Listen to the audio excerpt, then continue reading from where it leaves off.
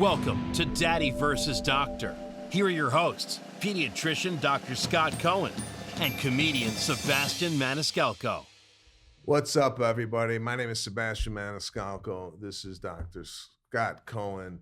This is Daddy versus Doctor. We're going to jump right into the bag. See what's going on in the mailbag. We got somebody from our hometown of LA, Jenny and Melissa, and they would like to know, how do you balance screen time? When is it too young? When is it too much? Okay, so I'm going to go back to when I was a kid with screen time. Yeah. Screen time back then was the TV. Yeah. TV was, don't sit too close to the TV. Okay. Your eyes are going to go bad. Yeah, we'll go back to that. Yeah. Okay. Now, I don't know if that was a myth Mm-hmm. or what that was, just to scare the shit out of us, but I moved back from the TV because I thought my eyes were going to go. Mm-hmm. We watched Saturday morning cartoons religiously. Yeah. I remember it started with the Flintstones, Scooby-Doo, that whole He-Man. That ran its course. So that's at least, I'm thinking, 2.5 hours Saturday morning, right in front of the TV. And then periodically throughout the week, I had TV shows that I watched, whether it be Three's Company, Cheers. This is, of course, getting into my 8, 9, 10, 11-year-old. I don't know. 5 years old, I don't really remember a lot of TV. So now we have the phone, quote unquote, screen time, iPads, computer, what have you. Is it the stuff that kids have access to now is far detrimental to the development process than it was when we were growing up? They could stumble upon whatever's on the internet, a car accident, a murder, someone beating the shit out of the McDonald's manager. There's a lot of these videos. Yeah. And you're not online as much as I am. But there's a lot of these videos where there seems to be a problem with the order. At a fast food restaurant? At a fast food restaurant. Pick anyone, Taco Bell, McDonald's. And the next thing you know, the customer has jumped over the counter and is beating the shit out of the entire staff, all right? Oh, my gosh.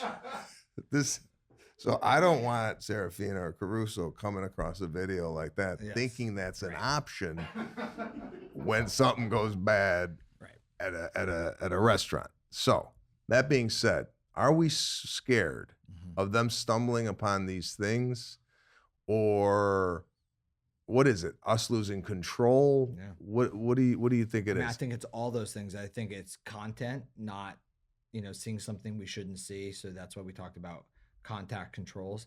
I think it's usage and just sheer ability to interact with all of these, video games, iPhones, TVs. Like you said, I had the same childhood. We had 4 channels. We had 4, 5, 7, 9, and I think 20 if the antenna ears was working. And it was Thursday night comedy night, right? It was those 4 half-an-hour comedy shows we knew, and Saturday morning cartoons, and that was pretty much it. But now your access, it's so easy to just pick it up and go. And then the other problem is, we've talked about this the last couple years, kids didn't have the ability to interact, socialize with one another in person. So unfortunately, these devices became the only means of socialization.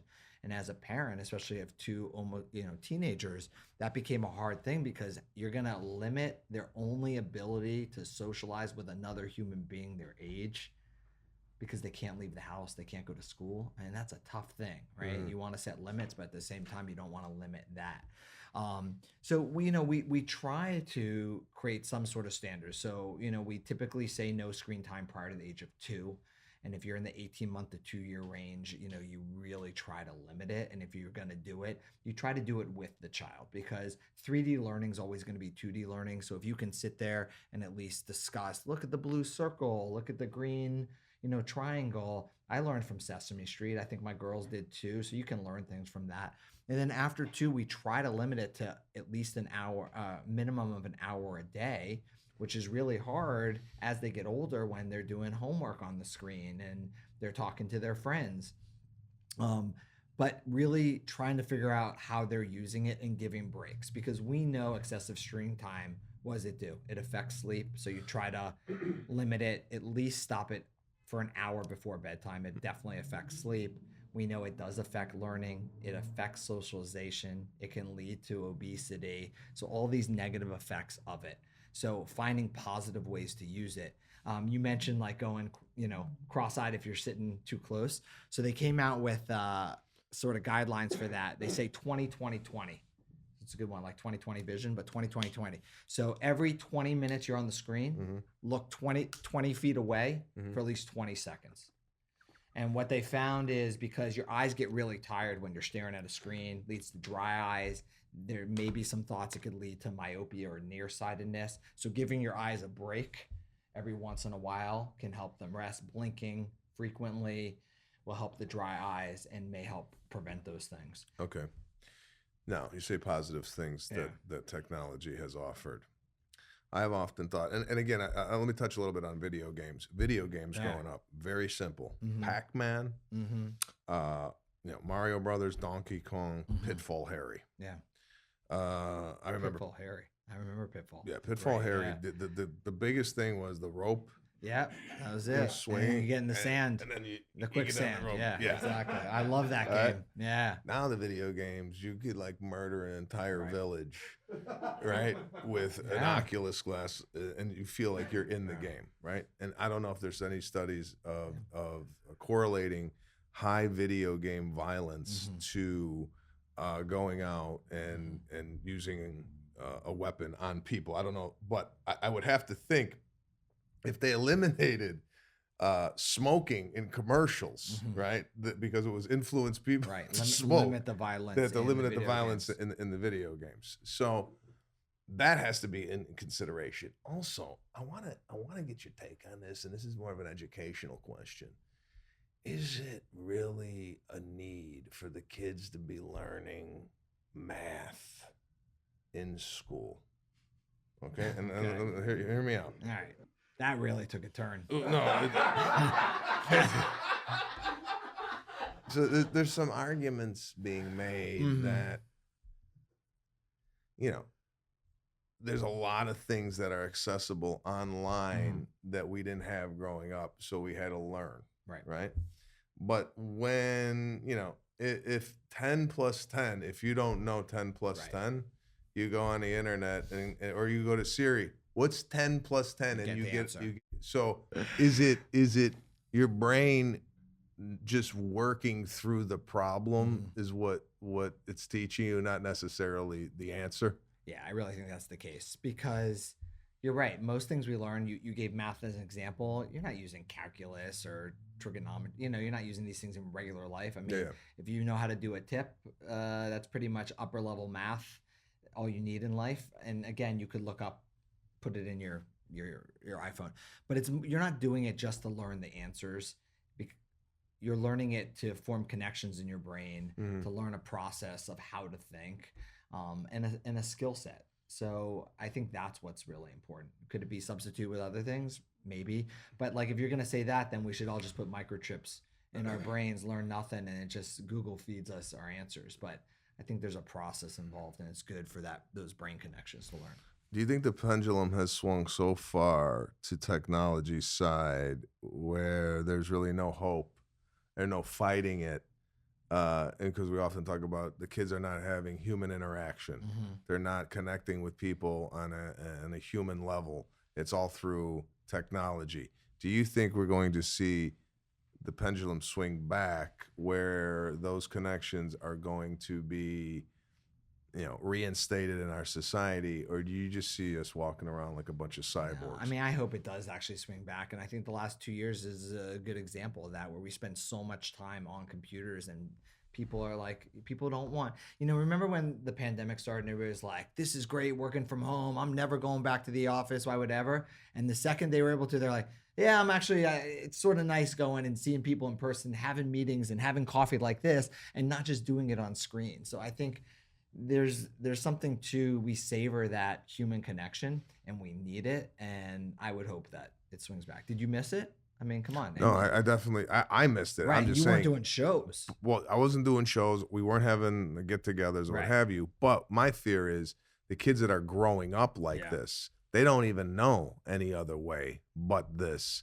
So I fear that, this might be just the norm moving forward is, okay, you want to break up with me, you do it on text, you want to, everything's done through email. We just saw it in one of the shows where the kid was like, I do a text message because I don't want to see the people's face when I'm talking to them. That's like a frightening but that's why it's statement. so important to put the phones down, have family time where you're eating meals together and the phone isn't there. I mean, my wife would be like pot calling the kettle black right now, but we try our best. And you need those times where you're doing the one-on-one, making eye contact, because you're right. I think kids lost a lot of that last couple of years. They just don't know how to interact. They don't know how to look somebody in the face. They don't know how to respond. If you say something to me and I make a face, what that means to you, we learn that way. And they really need those interactions. We have to give them the ability to have those experiences outside of the screen time.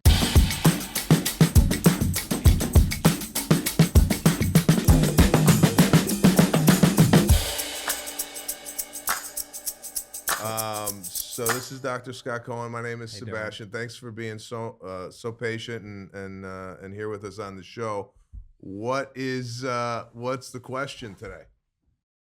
All right, here's the question. So, I have one child. She is an only child, a little older than your kid, Sebastian. She's 8, and we have been noticing the whole kind of attitude thing recently.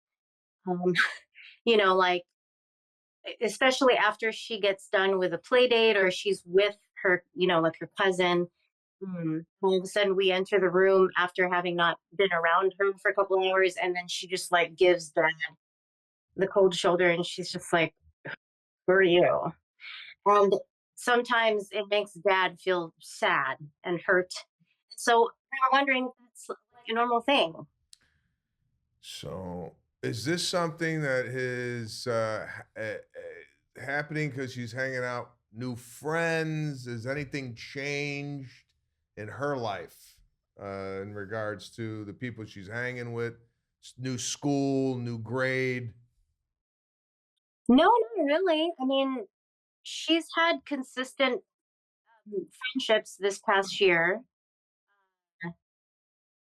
I mean, she's definitely like this past year has developed more, just like socially. After coming out of the pandemic, she's just around kids more and around her friends more in person. She's got like cool red hair now. That's kind of new and super cool. Everybody at her school loves it. And you said she's 8 years old? She's 8. She's 8. Just like the attitude. And it's funny because like her friend was over the other night and her dad picked her up, and same thing. Like he comes into the house and he's like, hey, and she's like, where's Mama? And the dad just goes, all right, there's my analysis. Okay. This is my analysis. This has no medical backing. This is just disclaimers. Yeah.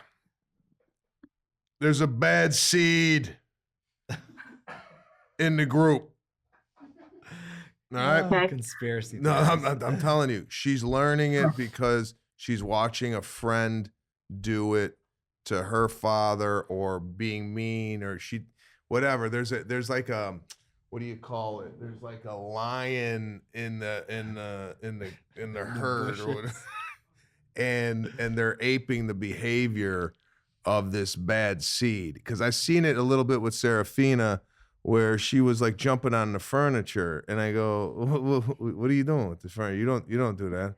She's like, well, so and so does it. And I go, well, we don't do that. I nip that in the bud. All right, now going to a medical professional. Do you have another hypothesis of what this could possibly be? I mean, there could be some mimicking behavior. I think we do see this, like you said, the other father saw the same thing. We see this at different age groups. It's very common. I think, to your point, the last couple of years, the socialization was very off. The world was a very different place.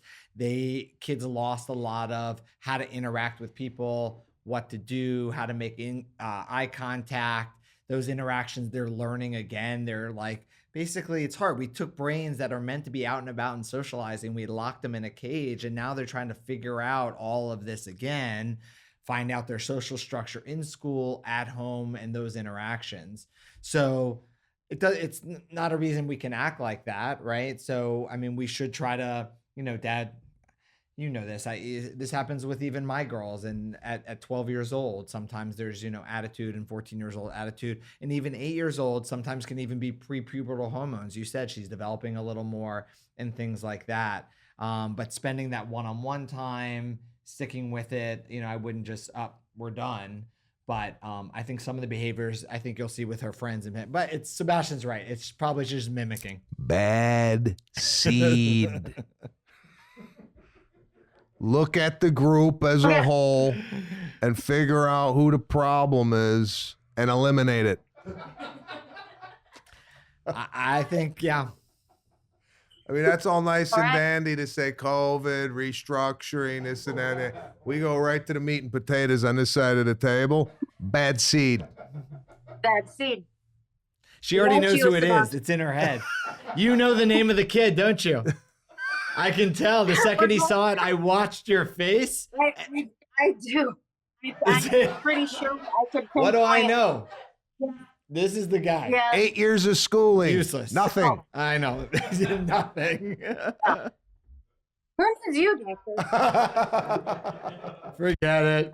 You guys talk amongst yourselves. So we hope the attitude changes. And listen, there's nothing wrong with having a conversation, and I'm sure you have, about you telling him, hey, listen, we don't treat Daddy that way, or right. When he comes in the room, you show him some respect and you give him a big hug. He's your father. I think those teachable moments, those are teachable moments. God, it's like you're quoting somebody. What's that? Teachable moments? Where'd you get that phrase from? Again. Unbelievable. It just, it's no, but and that one-on-one time is really important. That one-on-one time between dad and daughter. Yeah. No, yeah, absolutely. I agree. I think a lot of that will help keep building rapport and yeah. Well, we appreciate you joining us today. Much. We have a wonderful, wonderful night, and thank you again for sharing your story. You're going to come into the office with me for a day and see patients with me. And then I will give what I think, and you just tell them exactly how it is. Yeah. And I think actually they'll get better advice. Well, what I want to do is come in. I'll have a mask on. I'll be like your intern. He's studying. We won't have to say who I am. Yeah, stenographer. Yeah. And I'll just take notes. Right. You'll give the medical, and then you say my expertise is observational analysis. Yeah. And you'd be like, you're the problem, or you're the It's like, I think it would be great.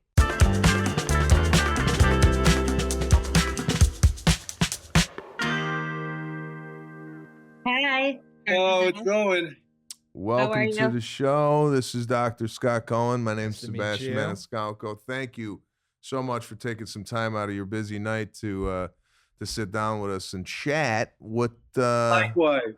Absolutely. What's the question? What do we got? What's going on? Why are kids so annoying? He'll tell you. Why? You didn't even say like earmuffs before you said that. Filter in this house, I'll tell you that. Oh, good. I love these people already. So one of our questions was our 6-year-old.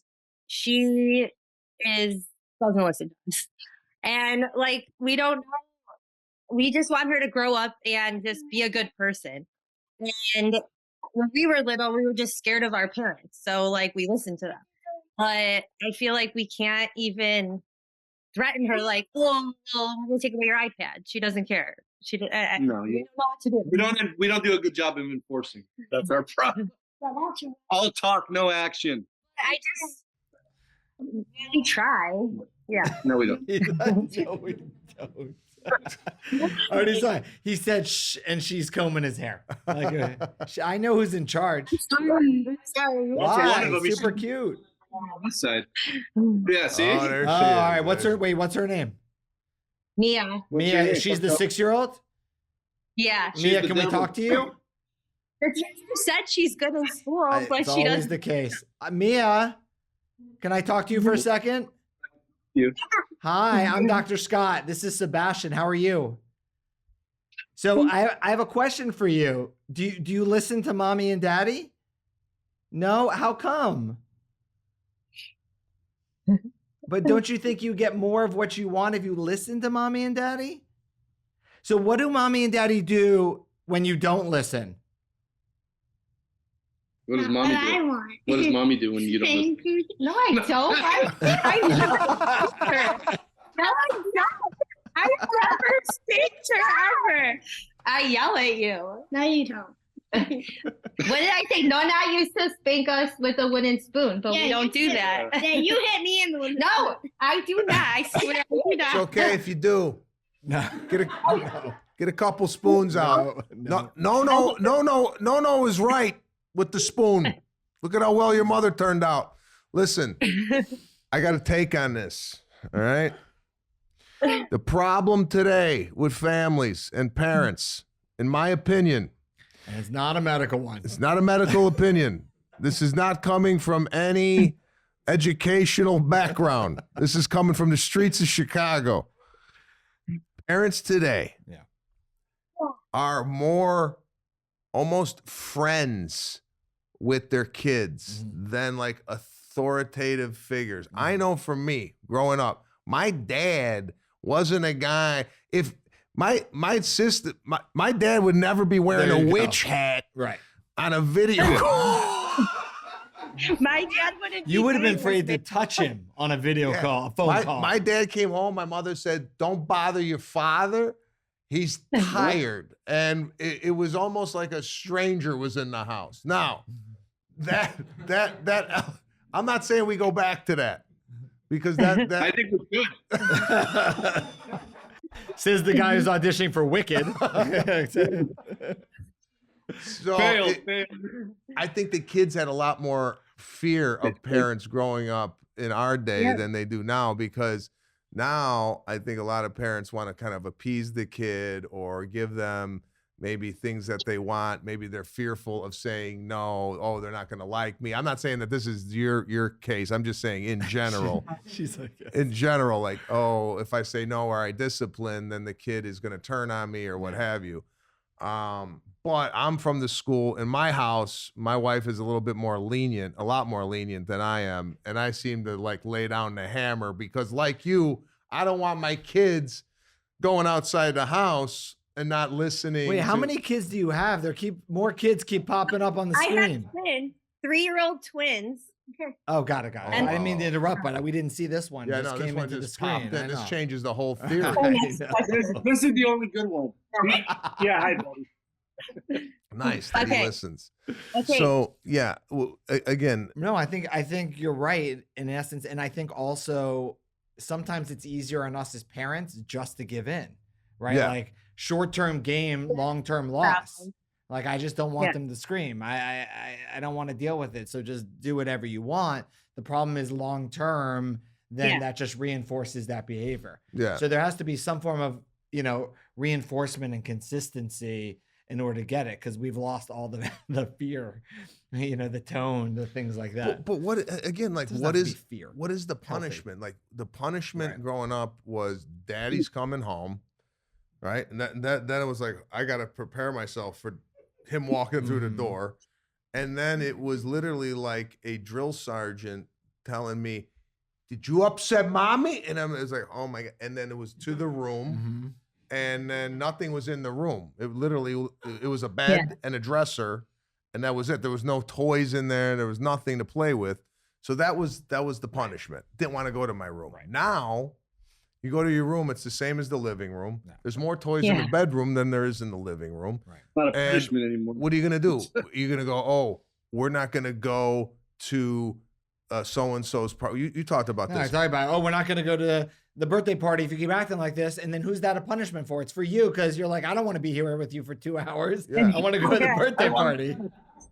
Right? So they end up getting what they want anyways. But they have to learn that there's some, repercussion in that they're learning from it. It doesn't work when it's just a prize for doing something good and a punishment for doing something bad. Because as parents, half the time they don't care about the prize or the punishment. You're like, if you don't do this, right? Yeah. Well, what about your suggestion with the The bowl? jar. The Yeah. jar. Here, Yeah, I mean, they're a good age group for it. Okay, so you get a jar, a big jar. We're gonna put a line on the top, and we're gonna set up a prize that Mia likes, a big prize. See, she's happy about it. What's a big prize, Mia? What would be something you love? What do you want to Not get? a pony.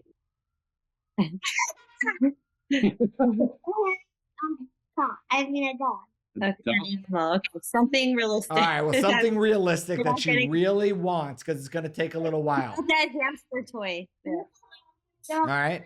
And then you're going to get something visual like at Michael's, like pom-poms or something you're going to put in the jar. And whenever she does things you like, it can be multiple times a day. She played so nicely with her siblings. She helped mommy. I got a good report from the school. We're going to put the pom-pom in the jar. Whenever she does things you don't like, when the tantrum ends and the whole thing ends, you're going to go with her and you're going to take it out. And we're going to work toward that goal. And you're actually teaching a really important lesson. What we usually do in parents, the prize for the doing well and a punishment for doing poorly is the equivalent of telling your employees or my employees at 2 o'clock, I'm going to walk around. And if you're doing your job, you get a raise. All you're guaranteeing is they're doing their job at that point in time. That's what we usually do with kids. The jar is the equivalent of saying at any time when I walk around today, you're doing your job, you get a raise. They're going to work hard all day in hopes you see them doing their work. And that's what we're trying to teach the kid. And it's a long-term lesson, which stays with them. So they're just not going back and forth all the time. Yeah, that's a really good idea. I am going to do that. All right. Good. Yeah, you got to work on that prize. Yeah. The dog. Okay. No. My second question. Sorry, I have another one. If there's time. Is my 3-year-old son, he has like really bad temper tantrums, like, and usually in public, right? No. Sometimes we were at public, and I feel we're embarrassed. No, she's embarrassed. I think it's fine. No, He's having a good time. He's a kid. You can't talk to him. He gets like worse, and he's starting to hit now with that, and so I don't know what to do. Well, the temper tantrums I've seen with my child, who's 3.5 boy, at the house. He'll hit the ground crying. He'll run in his room. He'll go under his bed. He'll hide and cry. The striking is generally he hits mommy. He'll hit mommy. Not hard or anything, just no, and he don't touch daddy. Right? Again. Yeah. You have a look that's very scary. Well, obviously. that's a look that's been worked on for years. In the mirror. So I don't see it much in public. And if there is a public temper tantrum, some people say to just ignore the tantrum while in public. I don't know. I think that's hard. I think in public, there's nothing you can do but pick them up, don't give attention, walk out, and you're done. And there's no discussion. It's just like, because you can't leave him there kicking and screaming. I think if he did the same thing at home, then I would walk away, have your fit. When he calms down, go back, reinforce the calm down. The key at this age is ignore the behavior you want to get rid of, give attention to the ones you want to keep.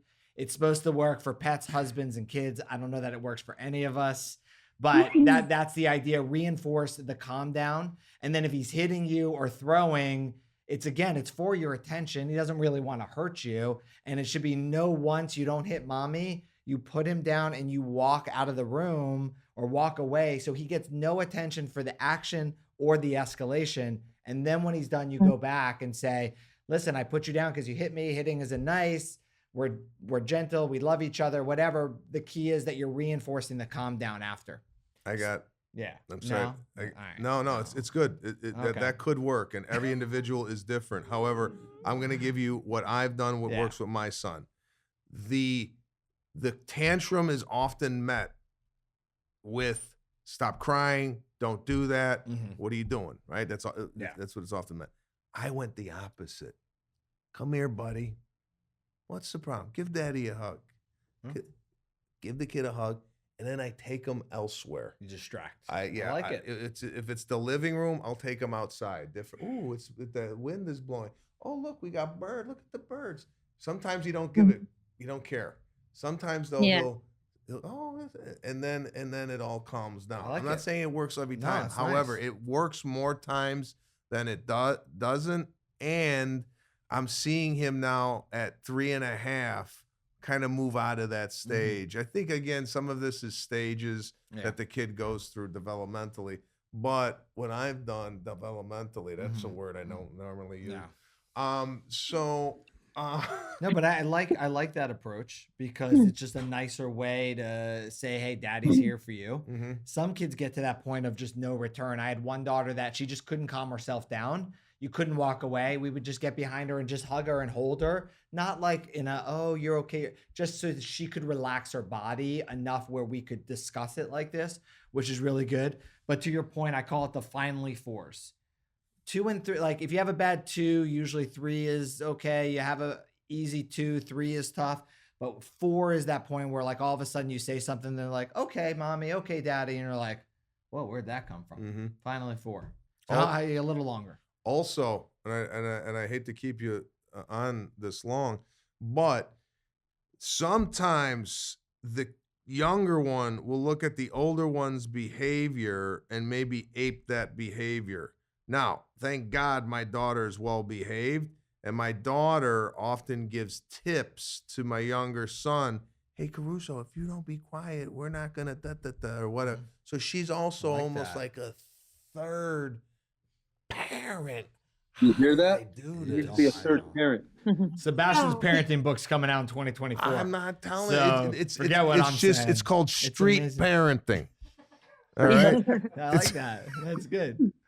We throw out all the medical advice and we just go on gut Italian instinct. You're like a bento box of like knowledge.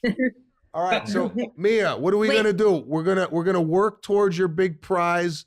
Goodbye. Yeah. She lost it already. So Mia, I want you to let us know when you get that prize, okay? Yeah, we'll have to tag them. Jar is empty. I have one more quick question. Sorry, guys. When my son was tantruming, I would always Google behavioral problems. But now on my news feed, I see vitamins that are like, oh, my son or whoever had behavioral problems, and they take these vitamins and they stop. Can you believe those? I forget the name of the vitamin. Scam. Yeah. I think the only thing medically that helps tantrums is actually diet, and protein helps tantrums. So we know that kids are they're carb loaded, and fluctuations in normal sugar levels cause behavior issues in kids. Number one reason kids after school, early evening, bottom out. And it's a 50, when my daughter got home from school, it was like a 50-50 shot. She was on the floor exorcist if she didn't get her way. High protein in the morning, not just cereal or oatmeal, but like an egg, a cheese stick, a yogurt. When you pick them up from school, nobody eats or drinks well at school. So good fluids and some high protein snack, cheese stick, deli meat, whatever you want. And I will tell you, behavior will improve. Yeah, especially before bed and at dinner time. We noticed a big shift in behavior. We eliminated the carbohydrates at dinner. We served chicken and broccoli. Shortly after that, we gave them a little sorbet, right? Listen, I'm telling you, this is from a dietitian. Yeah. Sorbet, and spikes the sugar a little bit. They get a little, and then boom, hour and a half later, crash. What you got to do though, if the bedtime's at 7, you have dinner around 4:35. Then you have the sorbet, 6:30. They start to get sleepy, 7 o'clock in bed, and by 7:30, you two are having a romantic evening. Hello. I love it. Yeah. This is the first thing he's excited about. Look at the smile on his face. And look at her shaking. No, I will not let mom and dad have another child. To be honest with you. That's it. I think you just ruined her night. Right? I love that she's 6 and she knows everything that's going on. Yeah. All right, guys. Thanks. All right, we could hang out all night. Yeah. Thank you, guys. Thanks for calling in. Great family, great kids. It's always interesting to hear these disciplinary things that people are going through now. Mia, obviously, bouncing off the walls, Yeah. right? Doll, cute girl, but she's got her parents' number. I could tell. Oh, totally. Right? She knows everything. She heard everything, knows everything. Yeah. She's making Rapping. faces while I was talking, and she knew what I was talking about. Yeah. The son, tantrums. I'm not worried about that. Although I don't like the tantrums in public. That bothers me. And it's hard. Okay. Yeah. The other twin, the girl. Yeah. I didn't hear much out of her. I thought she's the most well behaved That's on the why call. he said it's their favorite. No, they said the favorite was the son. They got to have a family meeting and figure this out. What's the worst tantrum you've ever seen by somebody? Have you seen anything that you were God, those parents are horrible parents? I've seen in public kids hitting their parents, striking their parents, and the parents not doing anything. And you want to go up to the kid and be like, if you do that again. I want to go up to the kid, do my method. Come here, Frank. What seems to be the problem? Hug. No, that's nice. Take him out of the store. Yeah. And we look around the mall. That's not the approach I thought you were going to take. No, this love approach I have now, the antithesis of what I was doing before, which was stop crying. Yeah. Go to bed. This is a little bit more civil. See, it's funny because you mentioned like old world versus new world, getting stuck between the two, and you've sort of done this hybrid of like, I'm the disciplinarian, my wife is lackadaisical, but I'm going to be the disciplinarian with love. Exactly. Wow. Exactly. That's amazing. A lot of people ain't doing this out there, and what I suggest you do is follow, once again, Sebastian's new book called Street Parenting.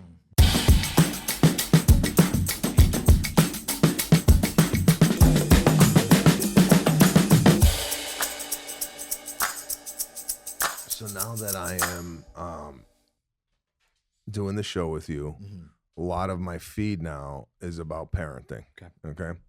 Also, I tend to watch a lot of these motivational things online or whatnot, what have you. Yeah. So I've been getting these types of videos. I want to play this video in its entirety, and I want you to give me your take on it.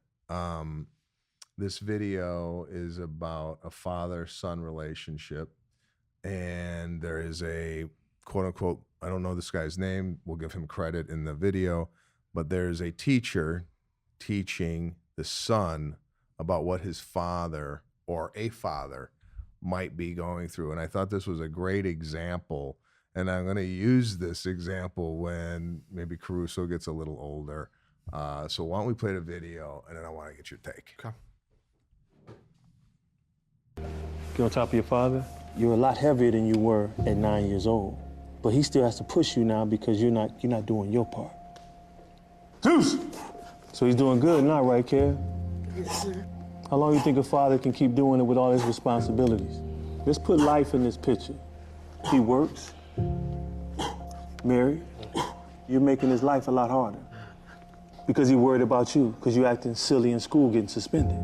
Keep going, Kev. Try to fight through it. This is what he does for you. But he can only do so much. It's crushing your father. The way you can help, live up to your potential. When I say Zeus, your father's gonna push up, but you already know he's weak. You're gonna have to push up at the same time to help him. Zeus! See how you helping? Zeus! Zeus! Down. Now, that, get the camera on me. That is, I thought, a good representation about what a father might be going through, and even a mother. I'm not just saying a father, but this example was a father.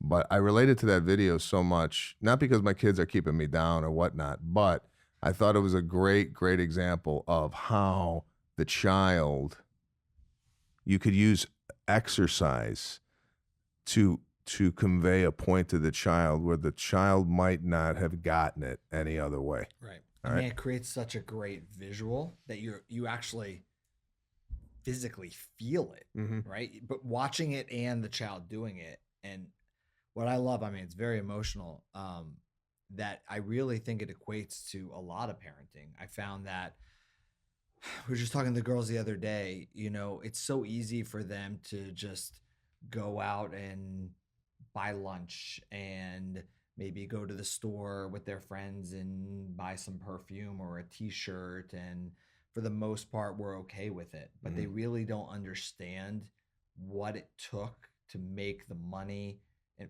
in order for them to have that ability to do that. And it may not even be about money spending, or just, you know, hanging out with their friends or going to the school they go to, and all the resources, hopefully as parents, we give them and want to give them. That's what we want as parents, you shirt off our back to give them.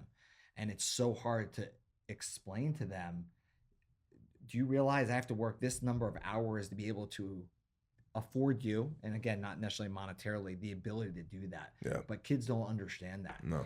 What's nice about that is they found a way to like really show that. Yeah. And I plan on doing that with Lana on my back. And I'll yell Zeus, and you go up. I want to do that. Every time I say Zeus, Lana, you help him up. The problem is I think you should get on Lana's back. So.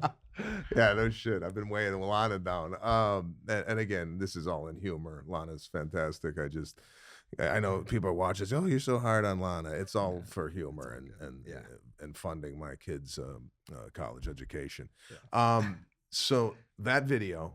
Now there's another video I had, and I want to get. This is totally opposite. This is a random video. I wanted to get your take on this woman. I just want you to hear the video, and I want a medical professional's take on this. Okay. Let's check this out.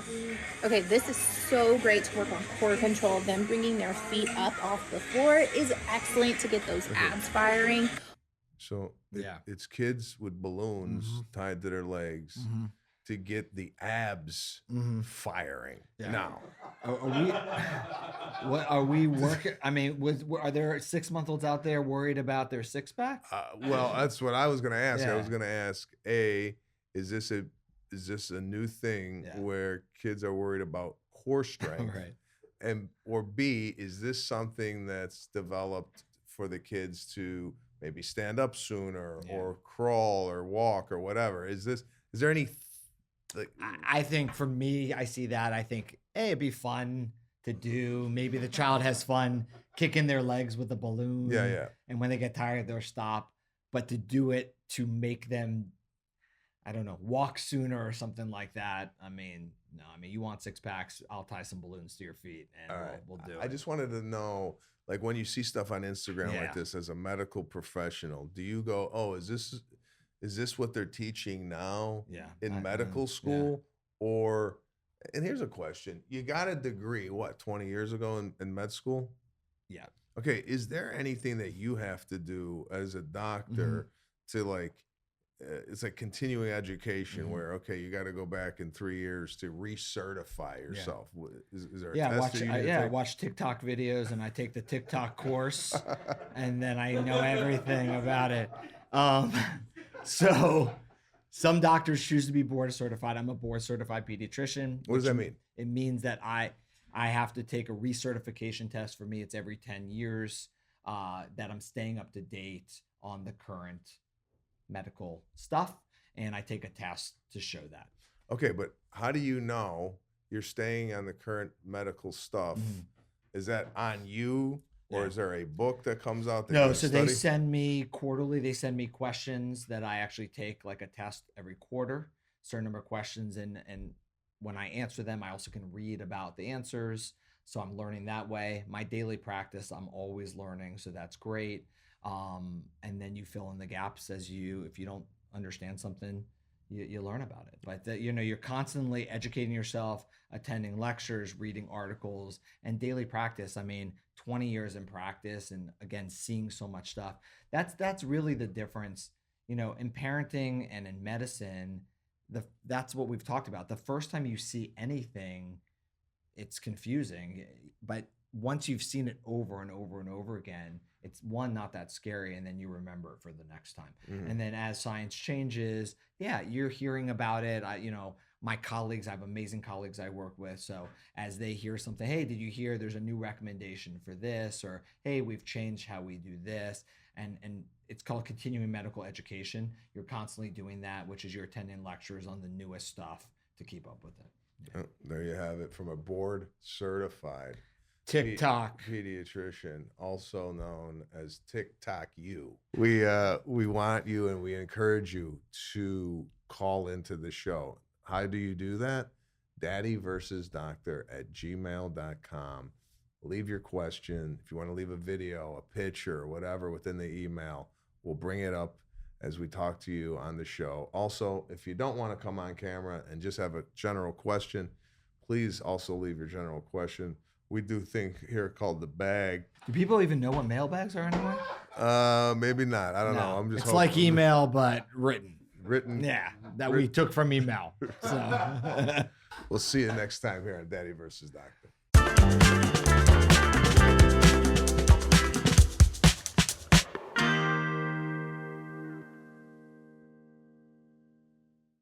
The opinions expressed in this program are not intended as professional medical advice, as a diagnosis, as a treatment protocol, or as a substitute for professional medical advice from your physician.